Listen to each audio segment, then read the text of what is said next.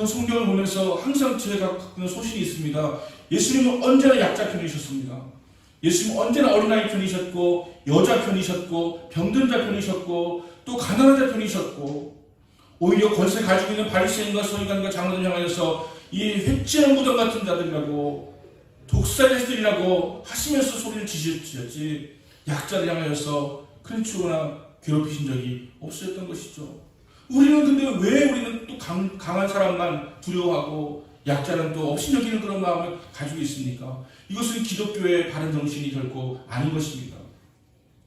전쟁은 이스라엘이 이길 것이기 때문에, 이길 것이 확실하기 때문에 제가 편을 든다 그런 개념이 아니고요. 우리 신앙인으로서의 가져야 될 마땅한 태도를 말씀을 드리고 있는 것입니다. 하마스는 어떤 핑계를 대든지 간에 하마스는 나쁜 짓을 한 것이죠. 하지만 팔레스타인에 살고 있는 230만 명의 이 주민들은 하마스하고 다른 존재들 아닙니까? 우리가 좀 기도할 수 있는 마음을 가졌으면 좋겠고, 그들이 피난 가지 않아도, 지금 여러분 이제 돌아가셔서 TV 보시면 거기 이스라엘 퍼부는 그 미사일 때문에 건물들이 다 폭삭 주저앉아 있어요. 그 좁은 땅덩어리에 건물도 다 오래된 건물이고 다 그냥 대충 지어진 건물인데 그것마저 다 무너져 있는, 거기는 건물이 높을 수밖에 없습니다. 왜냐하면 인구가 230만 명인데 지금 증평인구가 6만 명인데도 저렇게 버젓하게 지방 도시로 자리 잡고 있는데, 그 증평만한 도시에 230만 명이 살고 있으니까 얼마나 바글바글 하겠습니까? 고층이에요. 근데 거기가 무너져 버립니다. 이런 모습 보면서 그 안타까운 마음이 드는 것이죠. 하나님의 마음이 거기에 있다면 우리도 그를 위해서 기도하는 것이 합당하기 때문에 말씀을 드린 것입니다. 보네포에 감동받으셔가지고 이 찬양을 우리가 불렀지 않습니까? 선한 능력으로. 그 선한 능력으로 부를 때 보네포는 어떤 마음이었을까? 다른 사람들은 당연히 유대인들을 죽이는 게 옳다고 여겼고, 다른 사람들은 당연히 독일이 세계 최강의 민족인 것을 막 자랑스럽게 여기면서 막 다른 나라 전쟁 걸면서 옳다고 여겼지만, 보네포 목사님은 하나님이 그것이 아니다라고 하면서 선한 능력이 우리 감싸가지고 우리 도와달라고. 여러분, 어떻게 보면 전쟁이 멈춘 것은요, 히틀러 자살한 것은 보네포 목사님의 그런 기도 때문일 수도 있다라고 생각할 수가 있는 것입니다. 오늘 말씀을 전합니다. 오늘 말씀의 제목은 돌을 옮기라입니다.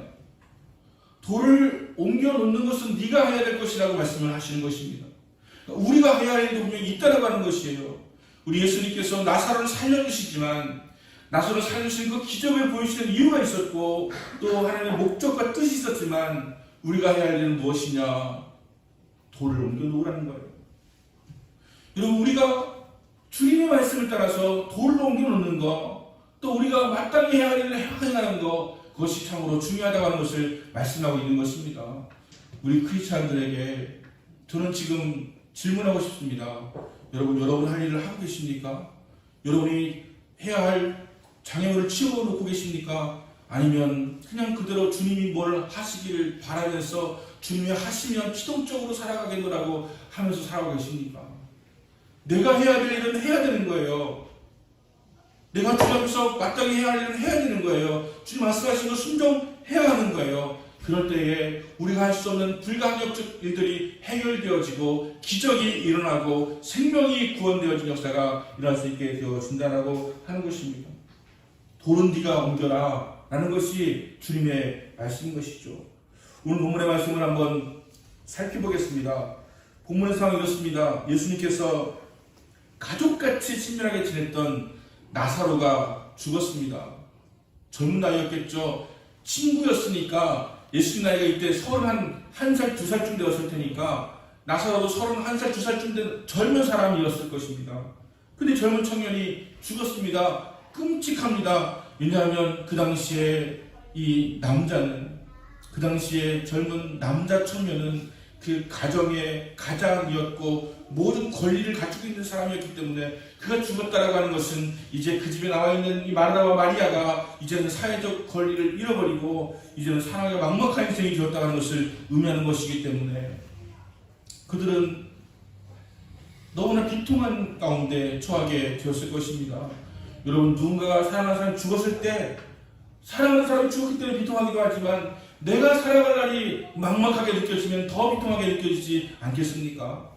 마리아와 마르다 너무나 비통한 심정입니다. 게다가 예수님은 친구인데, 오빠인데, 예수님이 행한 일을 너무나 많이 알고 있는데, 눈먼 자를 눈을 뜨게 하고, 안전병이를 고쳐내고, 막 가난한 자에게 소망을 주고 복음 빛을 발하게 하시는 그런 예수님 것을 알고 있는데, 친한 오빠가 죽을 때는 아무 역할도 하지 않았다고 하는 생각 때문에 얼마나 그 마음과 상심이 컸겠습니까? 예수님이 어쩌면 미울 수도 있었을 것입니다. 아니, 다른 사람들은 저렇게 고쳐놓고서는 왜 우리 오빠는 아프실 때 와보시지도 않으시고 돌아가신 다음에야 이제 오시겠다고 하는 거냐고 원망을 쏟아낼 수도 있을 것입니다. 하지만 예수님은 그거에 대한 계획을 다 가지고 계셨던 것입니다. 여러분, 우리 하나님은 다 계획이 있으십니다. 여러분 향한 놀라운 계획을 가지고 계십니다. 지금 당장 왜 내가 급할 때 뭐 안 해주시냐고, 왜 내가 어려울 때 안 도와주시냐고 원망하지 마세요. 여러분이 주님과의 관계를 제대로 갖고 계시다고 한다면 주님은 다 계획이 있으십니다. 자, 그들은 예수님의 그 도우심을 간절히 바랐는데 예수님은 돌아가시고 나서도 바로 오신 것도 아니고 이틀이 지나서야 오셨습니다. 그 이유를 오늘 주님께서 본문을 통해서 말씀하여 주시고 있는 것이죠. 첫 번째는 죽은 자를 살리시는 하나님의 능력을 보여주시기 위해서입니다. 하나님은 안진뱅이를 고치는 정도, 눈먼 자를 눈을 뜨게 하는 정도, 이 기적 대단한 것이지만 죽은 자도 살릴 수 있는 분이신 것을 보여주시기 위해서 그 나사로가 죽은 다음에, 그것도 더 이상 소망이 없다고 여기는 이틀 지난 후에 이렇게 찾아오셨다라고 하는 것입니다.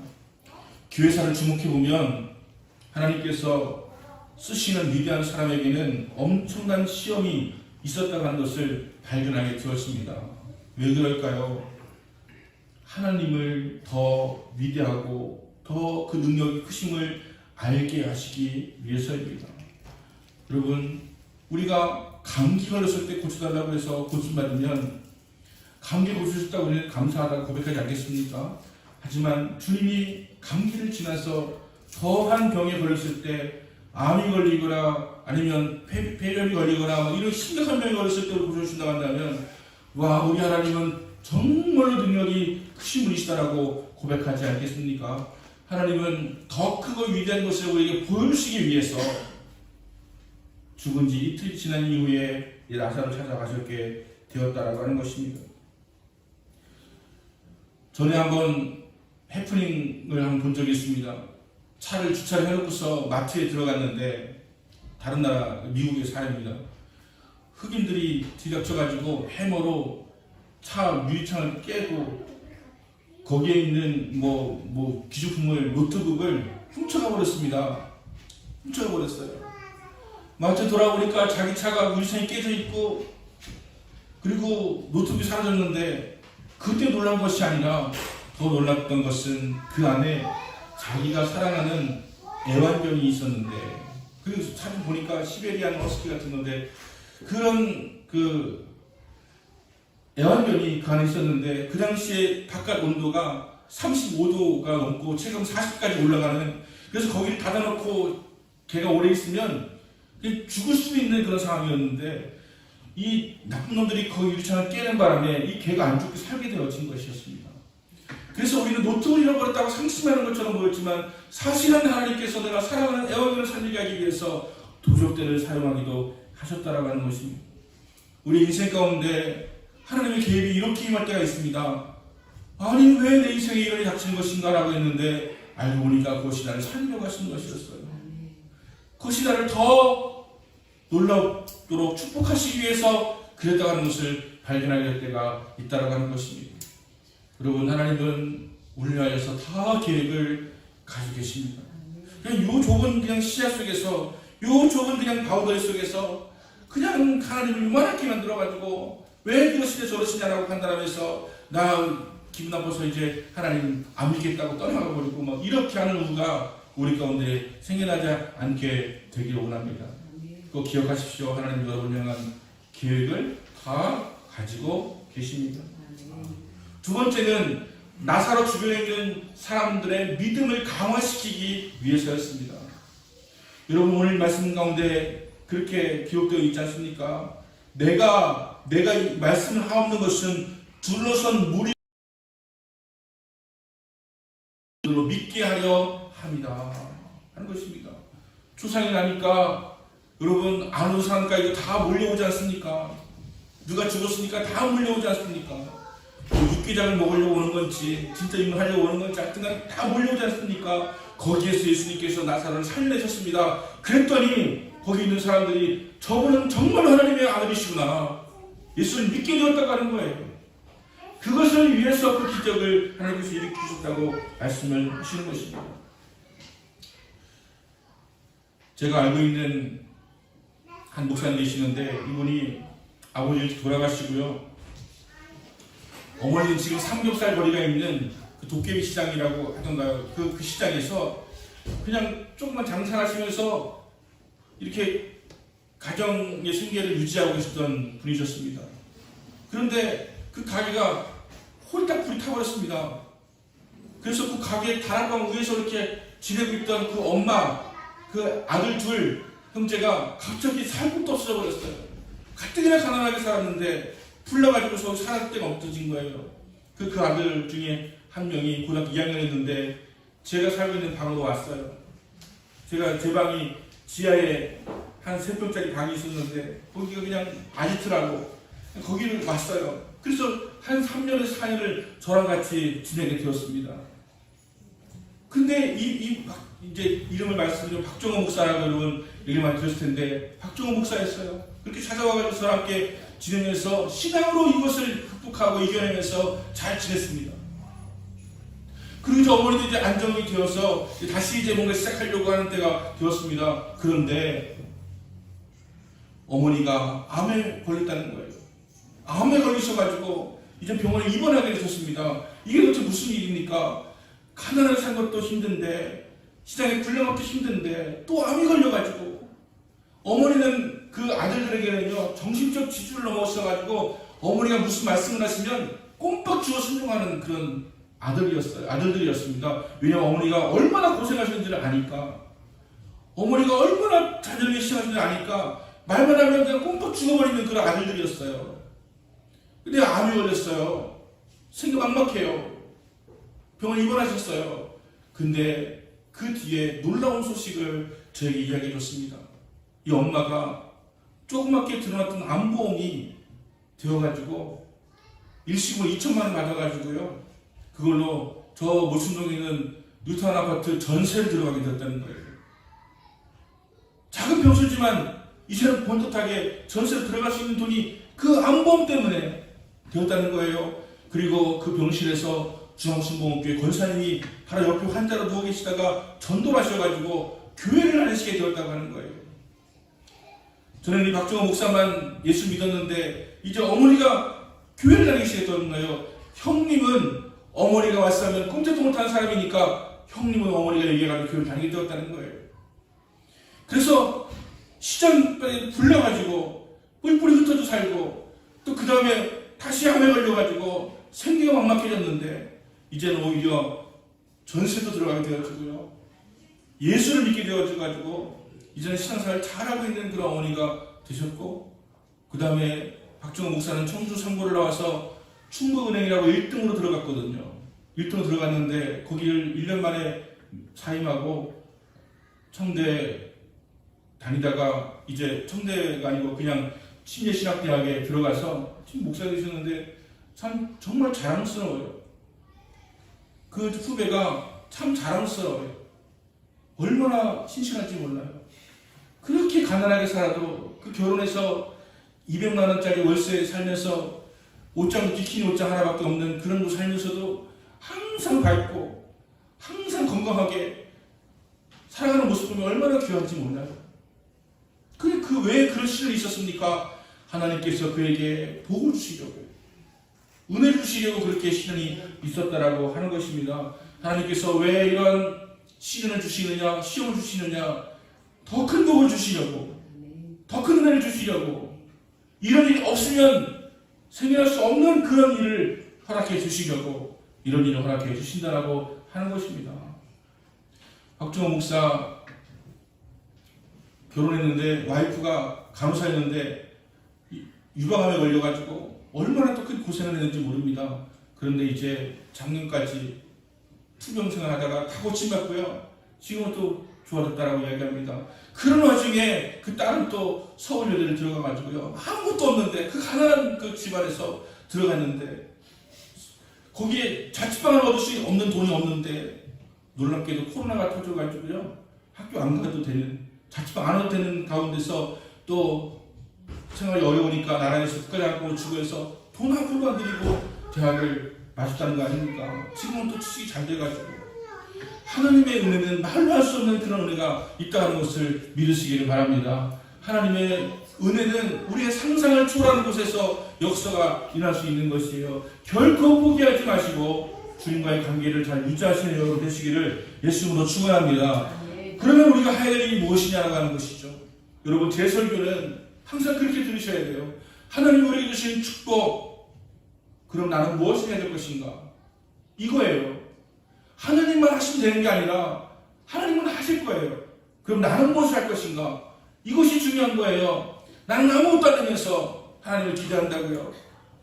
제가 CCC 어떤 형제가 저한테 얘기해 준 것이 있어요.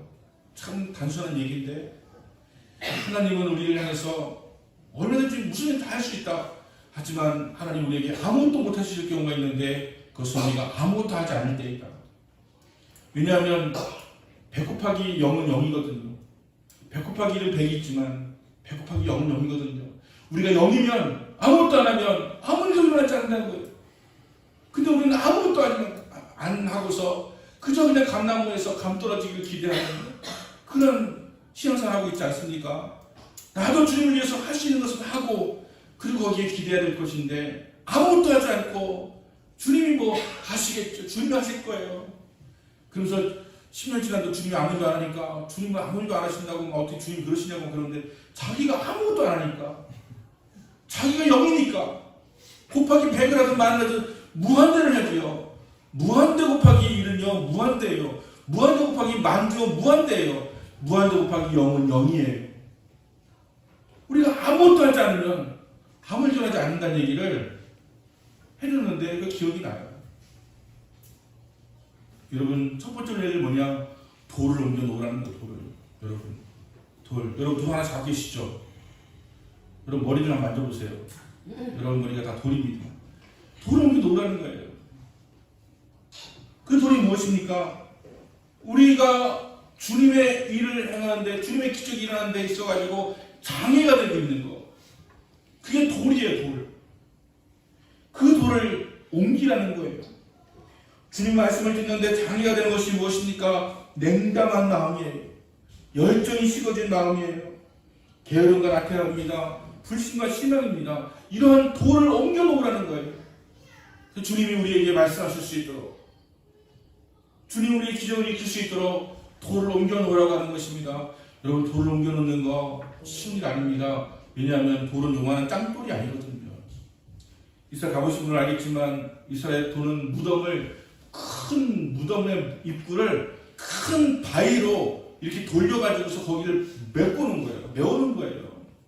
그러니까 웬만한 사람 장정이 10명이 달려들어도 그거 밀어내기 어렵습니다. 그리고 거기에다가 이제 빈틈이 생겨나지 않도록 그냥 회를 치라는 거죠. 회를 치라는 거죠. 회가 요즘 회라고 하면 아무도 모를 거예요. 회는 왜 거기다가 그 맛있는 생선회를 갖다가 붙여놓지만 이렇게 생각할 텐데 그 회가 아니고요. 시멘트를 회라고 부르는 거예요. 그래서 회를 거기다 쫙 가는 거예요. 그래서 그 회를 쫙 가르마니까 햇빛이 반짝반짝거리니까 이 회칠한 무덤 같은 자들아라고 말씀하시는 것이죠. 회칠한 무덤은요. 시멘트를 바른 무덤인 뜻이에요. 그러면 그것을 겉보기에는 반짝반짝거려요. 하지만 그 안에는 시체가 썩어서 구리기가 덕실덕실한 것이라는 거예요. 회칠한 무덤은 겉으로는 반짝반짝거리지만 속은 썩어 문드러져 있는 자들 향해서 주님께서 욕하신 거예요. 회칠한 무덤 같았잖아요. 근데 그 바위를 옮기라고요? 쉬운 게 아닙니다. 순종하는 거요. 주님이 하시는 순종, 주님께서 말씀하시는 순종하는 거. 여러분 작은 것은 어렵지 않죠. 여러분 제가 지금 끼니가 어려워서요. 밥 한 끼 사주세요. 하면 기꺼이 막 절을 해서 밥을 사줄 수 있을 거예요. 하지만 여러분, 제가 집 한 채가 필요합니다라고 하면 아마 어려우실 거예요. 그죠? 여러분, 주님께서 말씀하신 순종은 그냥 말씀하지 않아도 되는 정도의 크기가 아닙니다. 주님은 돌을 옮기라고 하는 것이 결국 쉽지 않은 것을 아셨어요. 그래서 나는 순종할 수 없어. 저건 내가 할 수 있는 게 아니야. 라고 할 수 있다고 하는 것을 아셨어요. 하지만 돌을 옮겨놓으라고 말씀하십니다. 옮겨놓았습니다. 굉장히 힘든 일이지만 옮겨놓았습니다. 그것을 말씀하라면 순종한 것입니다. 여러분, 돌을 옮기셔야 됩니다. 돌을 옮기셔야 돼요. 여러분, 예배 시간을 꽉 차지하고 있는 그 바위돌 있잖아요. 예배 시간 대신 다른 걸로 하고 있는 다른 어떤 장애물 있잖아요. 옮기셔야 됩니다. 여러분, 주님의 경건을 맡고 있는 어떤 다른 어떤 그 바위돌 같은 거 있잖아요. 옮기셔야 됩니다. 그 불신과 실망과 믿음 없음과 이거 옮기셔야 됩니다. 그래서 주님이 역사하실 수 있도록 우리가 예배는 드리지만 주님 믿지 않고 신뢰하지 않고 나간다면 우리에게는 아무 일도 일어나지가 않는 것입니다. 교회 부흥은 우리의 힘으로 이룰 수 없는 일이지만 그렇다고 아무것도 하지 않으라고 해서 저절로 이루어지는 것이 결코 아니라고 하는 것입니다. 여러분, 우리는 돌을 옮겨야 됩니다. 기꺼이 그것에 순종을 해야만 하는 것입니다. 돌을 옮겨놓는 것이 나사로가 살아나는데 본질적인 사역이 시작인 것이죠. 본질적인 사역은 아닙니다. 돌을 옮겨놓는 것은 주님이 행하실 나사로 살리는 것에 비하면 아무것도 아닙니다. 하지만 그 돌을 옮기는 것이 나사로 살리는 것의 시작이 될 수가 있다는 것을 우리에게 말씀하여 주신 것입니다. 여러분, 큰나무 교회가 잘 되기 원하십니까? 부흥하기 원하십니까? 그렇다 한다면 우리도 교회를 위해서 해야 할 것을 해야만 합니다. 아무것도 하지 않고서 잘 되기 원합니다 라고 하는 것, 여러분, 아무 일도 일어나지 않게 되어진 것이죠. 제가 어제 문득 누군가의 어떤 곳에서 설교를 듣다가 보니까 이런 말씀 하시더라고요. 모세가 시내산 올라가서 아말렉과의 전투를 벌이고 있는데 여호수아가 싸웁니다. 모세가 손을 들고 기도합니다. 손을 들고 기도하니까 아말렉을 이겨요. 근데 점점 이게 힘이 빠져서 손이 내려옵니다. 모세는 잘못한 거예요. 처음부터 두 손 들면 안 되고 한 손 들었어야 돼요. 그럼 요즘 내리면서 이렇게 올리면 되는데 두 손을 들고 시작하다 보니까 이게 이제 뭐 누구 볼 것도 없이 이걸 내려오니까 어떻게 할 수 없는 거예요. 마음 굴뚝 같아요. 계속 들고 싶어요. 계속 기도하고 싶어요. 계속 이기고 싶어요. 그러니까 내려와요. 어떡합니까? 결국 옆에 있는 아론과 훌이 받쳐줘가지고 이 사람들은 조그맣게 이렇게 올려서 이렇게 좀 자꾸 이렇게 올리니까 팔을 들 수가 있잖아요. 계속 이기는 거예요. 여러분, 교회 공동체는 그러한 소중한 공동체입니다. 나는 기도하고 싶고 나는 회복하고 싶고 잘 되고 싶고 승리하고 싶지만 내 마음대로 안 되는 거예요. 자꾸 내려오는 거예요. 지치는 거예요. 그래서 어려워지는 거예요. 그때 누군가가 내 손을 잡아주면서 도와줄 때 우리는 계속 승리할 수가 있게 되어지는 거예요. 그래서 신앙생활을 혼자 하는 것이 아니고 함께 하는 것이 중요하다고 말씀하고 있는 것입니다. 여러분, 우리가 이렇게 서로 도울 때 아름다운 교회가 되지 않겠습니까? 우리 교회는 작은 교회 아니죠. 우리 교회는 큰 나무 교회잖아요. 큰 나무 교회예요. 많은 사람들은 큰 걸 참 좋아해요. 안정된 걸 좋아해요. 하지만 우리 이 정도만으로도 충분히 서로 손이 내려가는 사람의 손을 들어주면서 함께 어려움 겪고 있는 사람을 중보기 도와주면서 살아갈 수 있는 충분한 교회가 될 수가 있다라고 하는 것 아니겠습니까? 여러분, 서로를 위해서 기도해 주시고 또 어려움 당하는 영혼들을 위해서 기도해 주시고 도와주시고 하게 되어진다면 여기에서도 놀라운 부흥이 일어나게 되어질 것입니다. 부흥은 사람이 많아지는 것이 부흥이 아니고요. 하나님 말씀 본질대로 되어져 가는 것이 부흥입니다. 이런 부흥이 우리 가운데 나타날 수 있게 되어지길 바랍니다. 두 번째로 우리가 해야 할 일은 무엇이냐? 믿어야 한다는 것입니다. 40절 말씀 보면 내 말이 너희가 믿으면 하나님의 영광을 보리라 하지 아니하였느냐. 믿으면 하나님의 영광을 본다라고 하는 것입니다. 그리고 우리의 믿음은 지금 어디에 있습니까? 얼만큼입니까? 어디다 팔아드셨습니까? 그렇던 믿음은 다 사라지고 왜 우리는 이렇게 계산적이 되었습니까? 하나 더하기 하나는 둘이라고 하는 거 왜 이렇게 되었습니까? 전에는 하나 더하기 하나는 30배, 60배, 100배였잖아요. 우리의 믿음이 있었잖아요. 근데 어느 순간에 믿음을 팔아먹어버리고 믿음 없이 살아가고 있는, 그래서 너무나 과학적이고 이성적이고 감성적인 그런 사람이 되어있다는 것을 문득 발견.